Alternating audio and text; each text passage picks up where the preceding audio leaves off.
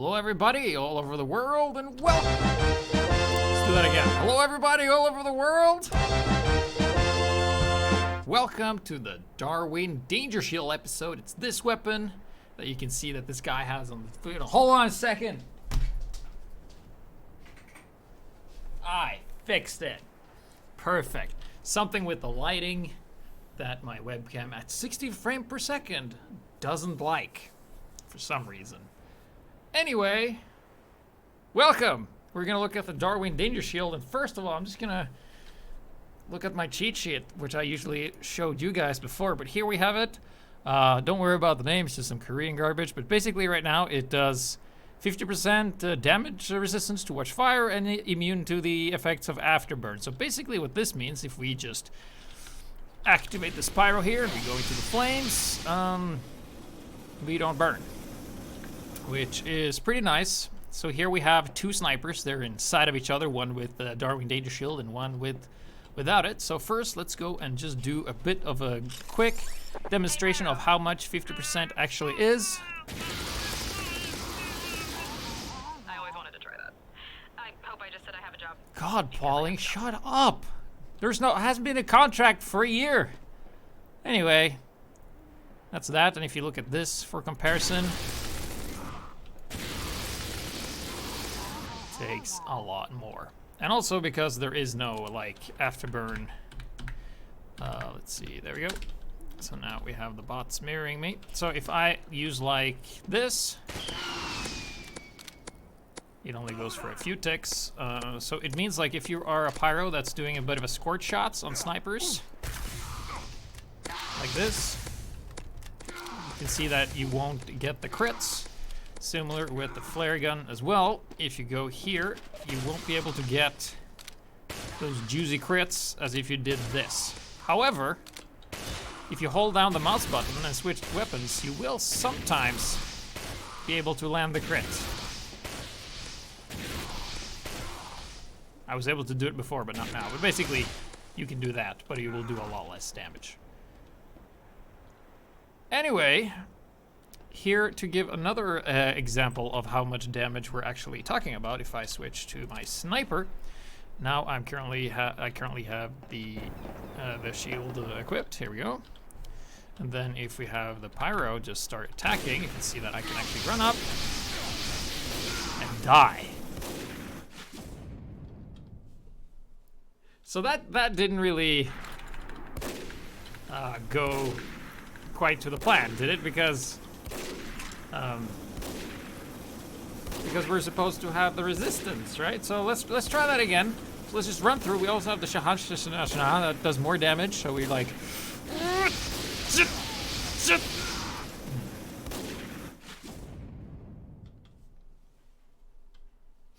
We're supposed to have 50% damage reduction, right? So what happens if we try?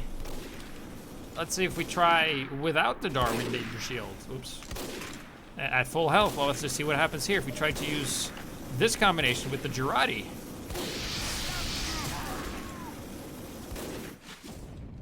If that was the Bushwhacker, he would have died. Huh. Let's see that again. Let's see if I can pull this off live on stream. Hold on. Hold on. So here we have the Bushwhacker, alright, so we go. And then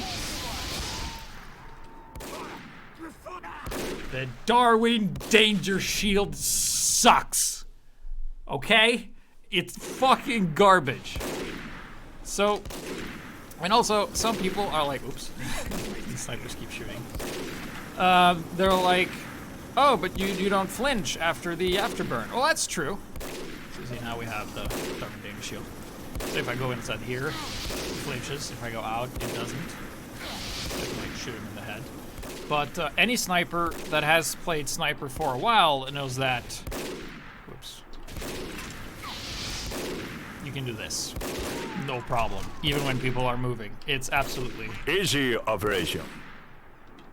So, right now the Darwin Danger Shield doesn't make a lot of sense, right? So, what you can do to survive the thing that I showed you, this Pyro is actually on fire. Hold on, just kill him for you, there we go. If we switch back to the Darwin Danger Shield and let's say we use the...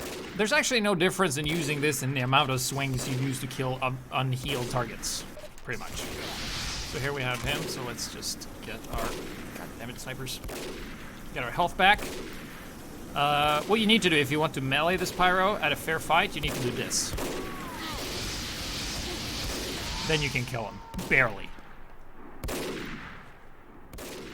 All right, so that was a bit of the introduction. We can have the snipers stop shooting now. So I hope you got a little bit of idea what it does. It's basically long-range defenses to if Pyros are constantly harassing you with Scorch Shot or Flare or Detonator, then this is a great weapon.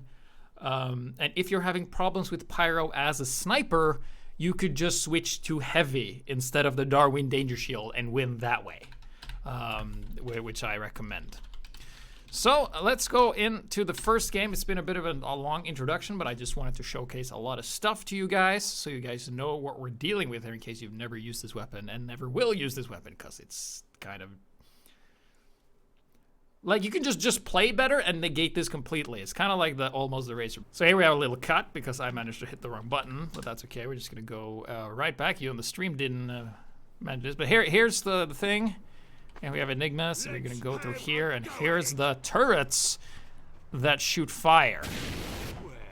Yeah. Oh, Pyro! Oh, yes, we killed him and we didn't get any afterburn. All right. So then we're just going to go and wander the way up here. You can see he has the Darwin Danger Shield. And then we're just going to...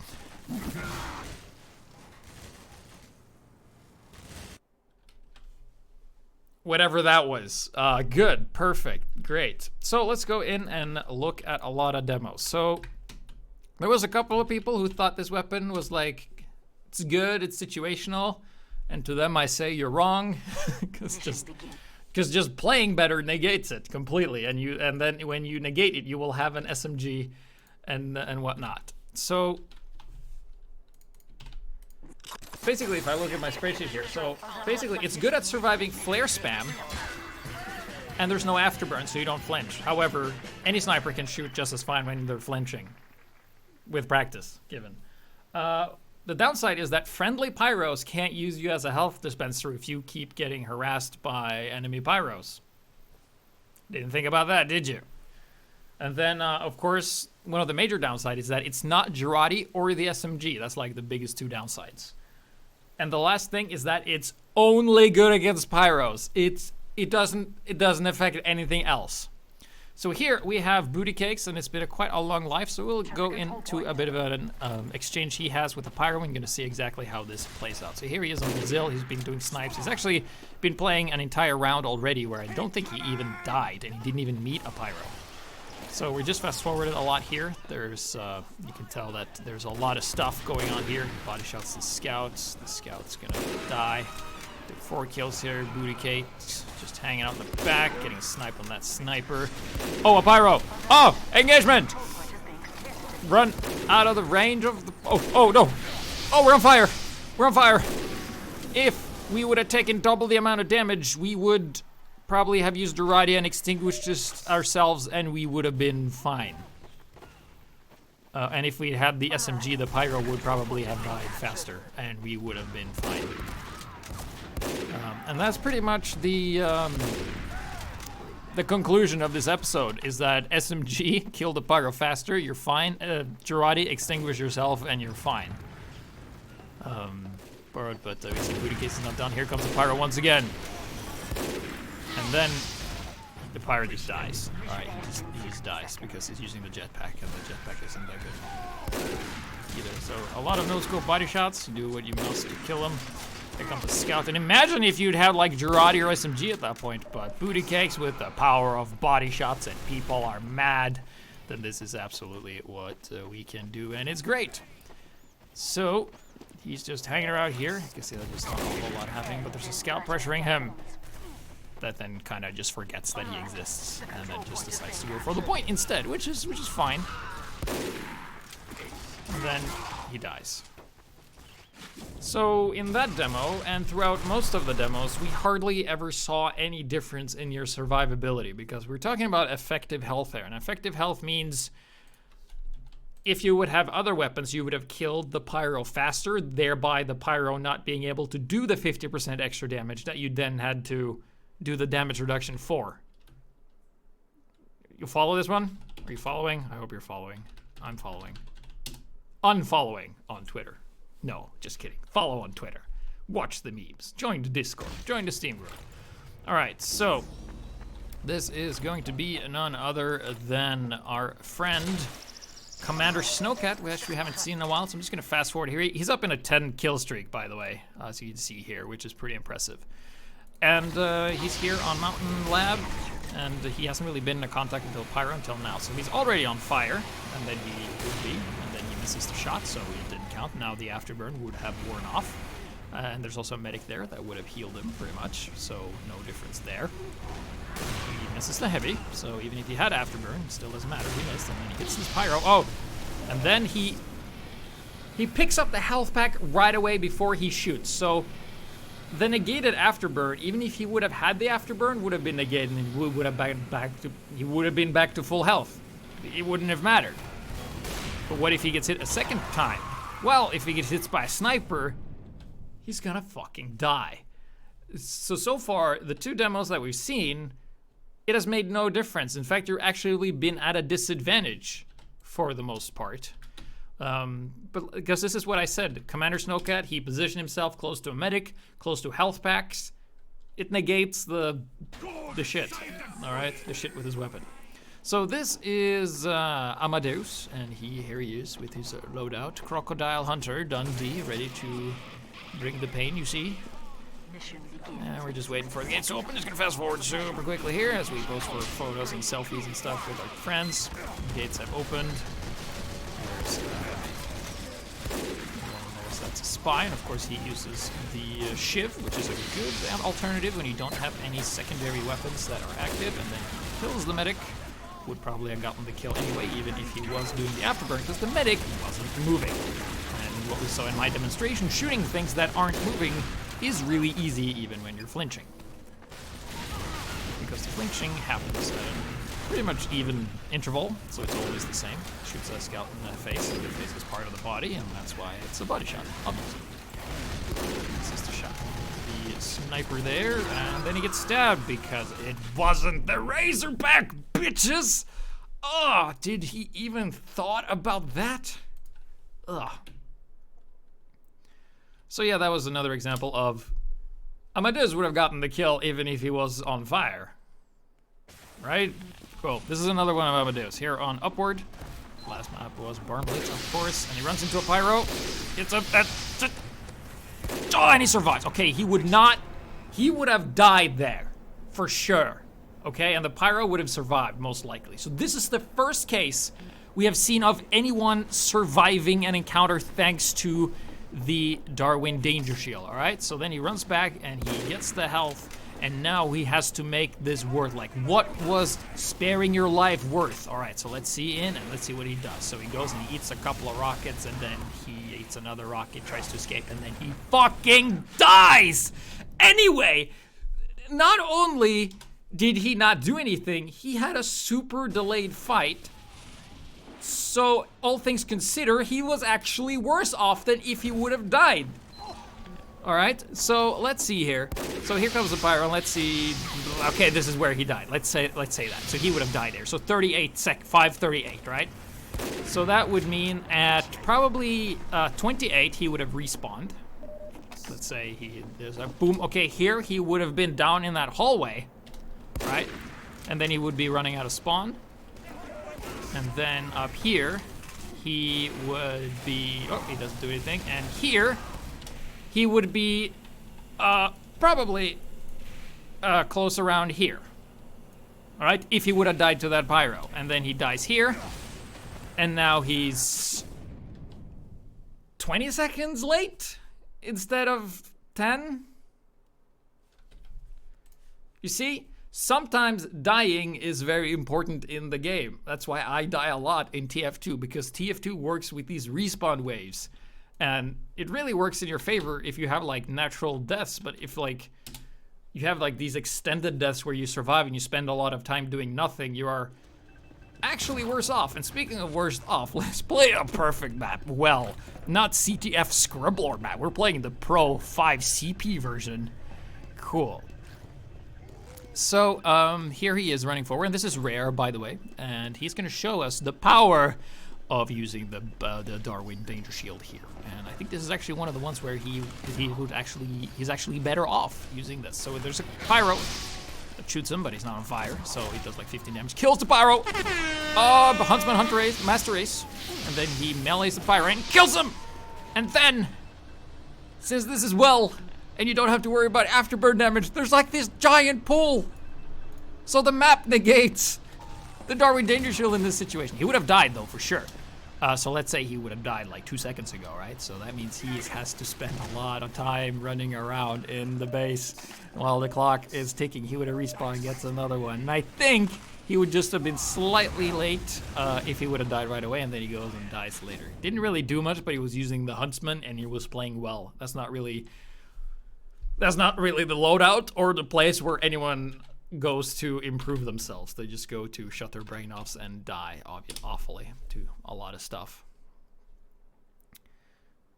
Cool. All right, so this is Electric Mace, and this is another example of, oh, look at this pro. Oh, the pros! That was impressive. It's gonna show us another showcase of where actually surviving made it worse. It would have been better if he died. So he tries for a drop shot, misses the shot, that's fine. Oh, lands a headshot, but he had overheal. What a bitch. And then he headshots this heavy. And he's, okay, 9 health. All right, so if anything just coughs on him, he will die. Keep in mind, he will die to a flare because they do like, 11, 15 damage total. He's looking for this medic, but oh, the bullet resists. 38, feels bad, man. Oh, the headshot! Makes up for it. He's alive. Lands a headshot on that Pyro. Medic with the quick fix should be able to fix him up pretty quick if he would just heal him at any point in time, which he does. Oh, look at this. Back to full health and some overheal. That's nice. And he's just gonna go up here on the high ground, this is a great. Oh, drops the medic. Ooh, better pick up that Uber medic because you dropped it like it's hot. And this is a great place right here. He's just on the high ground. He's in the back. He has his team assisting him. And I would just like him to not do all of these shots. I would like them to charge a bit more, but he does get the job done, so I'll let it slide for now. He's just picking up mini sentries. Oh, 6 health. Jesus. All right, so then the medic goes down, and he picks him up, and he gets some more health. There's Pyro. Flare Pyro. What a bitch, right? Lands a headshot on him, and then he's on fire. 1 health! Oh, we didn't have afterburn. We survived. And then we pick up this. We're back to full health, and we're just gonna go right into the action once again. And there's a soldier, and there's another soldier, and oh fuck, he's close and shit. We're no.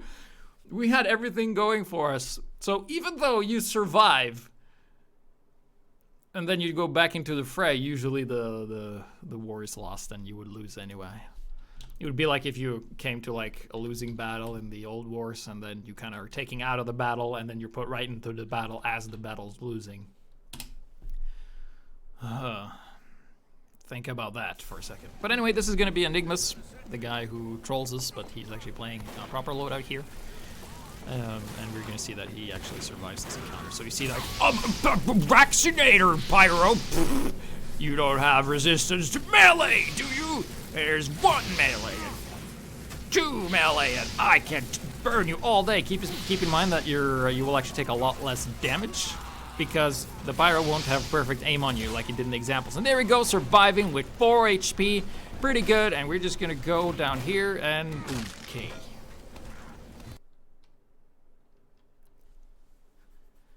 So, yeah.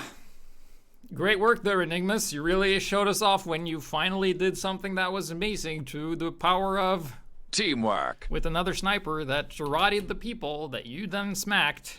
Because keep in mind, if you have the Bushwhacker, you still take less damage, but you will be able to one-hit that Pyro that is in a Jaradi. So this is AdamWTS here, and he's going to be playing on CP Steel. Oh, it misses the medic. Oh, what a shitty shot. Lands quite the powerful body shot on that soldier, and this Pyro is not a threat actually, but the soldier is. And we're just gonna go back here. Take some. Alright, hit the Pyro this time. Hit. Yes! Wait, why isn't it? Somersault! Yeah! I had the wrong keyboard layout. And then okay, we're able to move now. Alright, so let's see what it means. Oh, there's a heavy. And then we shoot the heavy and see, there's a lot of common where you just die a lot today. There's a lot of death. There is a lot of death. So why did we do this episode so late? And the reason is because that this weapon relies on you actually the enemy doing something very specific to you. That's why doing episodes with passives is very difficult, because if your opponents aren't, like if you're using the Razorback, for instance, which we haven't covered, which we will cover, if the enemy team doesn't have a spy, you're stupid. And how do you know if the enemy has a spy? Well, either if you see one or they backstab you pretty much. So this is Burning Arrow, and there's a Pyro here, and he's gonna use the Shana. And somehow he is surviving thanks to the incredible low attention span to that Pyro. He is allowed to survive, and we've seen this before where you barely survive and then you don't do shit. Is Burning Arrow going to be able to make it matter? I think he actually is. He's actually in a very good spot right now. His team is with him. They're pushing the cart. He's covering the payload. He can just stay here and watch. That's all he needs to do. Health doesn't matter at this range, but there's no enemies here, and he would probably respawn and got back into position, because during this entire push he didn't do anything, and then he got stabbed because the Darwin Danger Shield isn't the Razorback. And then he's even further back than he was, like, in most other cases with all the other people that we have seen so far. And it's not like I have cherry-picked these of all the submission that we got. This was the general theme of everybody, including myself. So, next up is Methamphetamine, and he actually is gonna break the combo streak of just awful plays. He's actually gonna play, and it's actually going to matter. He's actually gonna get something out of surviving instead of just dying immediately to something else. So then he's just gonna go on the side here, and he has a Girardi friend with him that was maybe a spy, and they're complaining that the snipers on the team should probably go medic. We only have 3 snipers. 4 is a problem. 3 is fine.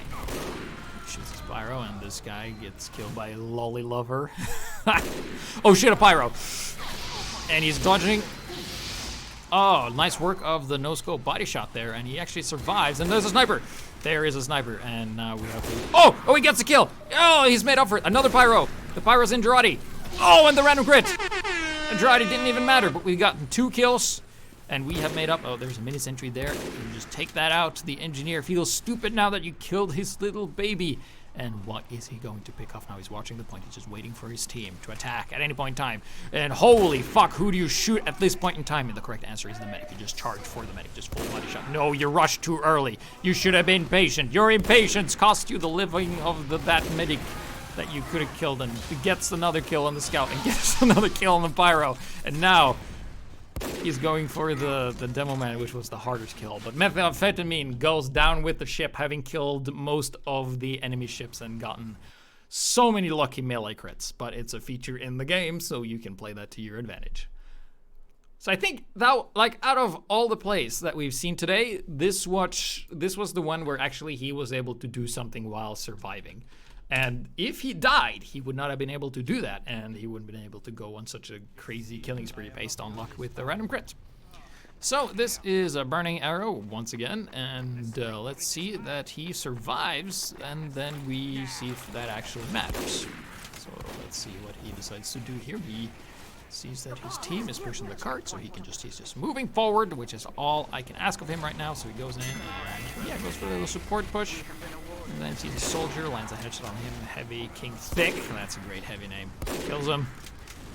And it's just, yeah, shooting the wind. Spies around here somewhere. And there is... Yeah, the spy's definitely here, and not having Girardi or SMG to track him is going to be a problem, except if the spy fucking sucks. Like this guy. And then we have the other spy taunting, and then it's a major place right here. Some major snooper place. Burning arrow. Fix that soldier that does not jump or strafe unpredictably. And then we're just looking to see if there's engineers building the corner. There isn't. There's one guy over here. Oh, a sniper. Shoot him right in the chest. That's going to be a body shot. Gonna go in here and probably pick up the health. And then gets a kill on the sniper. Pretty nice. Oh, and saw that. Oh, gets a kill on the spy as well. We haven't seen a single pyro all game. All life. Ugh. Oh, pyro! Oh, shit! Shit! Oh, grab the health. Oh, we survived. We would have died to that if it wasn't for the danger shield. And then... We're still alive. There's a sentry up there. Alright, fine. We're just gonna stay here. This is our spot. Is anyone coming out? Nope. The sentry got shot down by AMX, so you can see that in kill feed. You also hear that the building goes down. So here, we're in a great spot. And shit. Fuck. And we're dead. If a medic or anything would have come out here, he would have been a great spot to just body shot him and kill him. So I would say that was worth it because his positioning here, despite having such low health, was actually really good. So just because nobody came around doesn't mean he wasn't a great spot. It's like it's the same if you put up a sticky trap and just no one happens to walk out that door. It's unfortunate, but it's not like the end of the world. So big pluses for Burning Arrow there, showcasing that in a situation like that, Darwin Danger Shield was pretty good. We would probably have a lot better results with SMG or Girardi is like the common theme for everything. So that was all the user submitted ones. Thank you. And now we're gonna watch me fucking tear my eyes out using this weapon. So here we are on Sunshine, the map that makes me rage the most, despite being the Sunshine map. So here we are just running. So I'm gonna try to make this matter because I know this. Like if you survive, you have to do something with the life it's given. So we get this pyro. And then I shoot him and it misses somehow. And I'm not on fire. And here comes a scout. And I see a demo man that lost the mouse mat. And is trying to find it. And I kill him. And I die to the scout. And that was the end of that. So well spent there. So let's move on to the final demo of the Darwin Danger Shield. And we'll see exactly how well I fare with this as well. Because it's not very good because the item is passive and it only is good against one thing. So I played with a friend and we played for a while, making sure that he tried to go on the other team or get auto balanced over, so I would have like a dedicated pyro just trying to fuck me over constantly with flares and stuff, and he wasn't able to do that. I didn't really notice anything different. That's him right there, the pyro. So here, I would have probably had some afterburn here, but then again, I get the kill on him, and that's such a distance that missing that would be pretty hard, even if you're having the afterburn jitter things. But I've played sniper so much that those don't really affect me much, and I won't really miss because I just wait. You just wait one flinch and then you shoot, basically, and then I die straight afterwards. So there we go. So that's the Darwin Danger Shield episode. The weapon is probably in its weakest state it's ever been in. It's only good against one thing, and Pyro is a close range class and Sniper is a long range class. And if Pyros are shooting you with flares, just don't stand where they're shooting flares, or you can switch to heavy and just kill the Pyros. So right now I don't think the Darwin Danger Shield is worth using. Might be worth using after I tweak it on my server and we balance it to be a bit better, but not as good as it's like anti-sniper thing, because that wasn't really fun. We'll look at what we can do. So if you have suggestions, let me know in Discord and we can implement that, and we can do that in a playtest when we do the next playtest together. And we'll see if we can't make this a little bit better, but while not stepping on the toes of the Cozy Camper. Because Cozy Camper, like, it doesn't do any flinching, and you have knockback reduction, and you have health regen. So it's like, it's a survival kit that works. This is a survival kit, that only works against Pyros and then gets you killed later. While as opposed to Girardi, where you can extinguish yourself and do a lot more support, or the SMG, where your DM potential just skyrockets immensely. It's still better than the Razorback, because the Razorback only does one thing. This does two things, so it's twice as good. All right, with that in mind, keep in mind that there is a raffle in the description below, and it will be in the stream chat soon. Also, be sure to check out the playtests that we do. Whenever those are around, be sure to join Steam group, Discord, Twitter for all kinds of announcements and stuff. And might be a Pancop t-shirt coming soon if you watch me on Twitter. I'm still looking for good ways to set that kind of store up. We have some designs, and by we I mean I have some designs in the store. Cool. Next topic is going to be the Fists of Steel for the Heavy, and the week after that is going to be the Razorback, unless a patch comes out before that, which I'm kind of hoping, because I don't want to do the Razorback. Thank you guys for watching, and I will see you next time.